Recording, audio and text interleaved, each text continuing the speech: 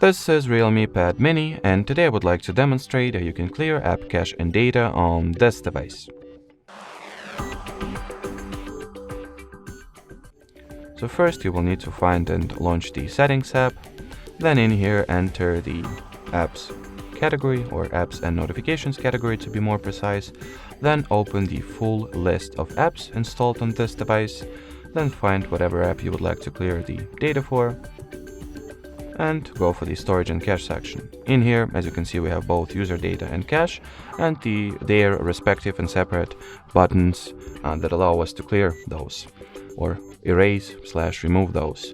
So for example, you can clear only cache, and as you can see, the cache gets cleared, or you can remove all app/user data that this particular application stores by going for the clear storage. Okay, and here you have it as well. Alrighty, so that will be it for this video. Thanks for watching, and bye bye.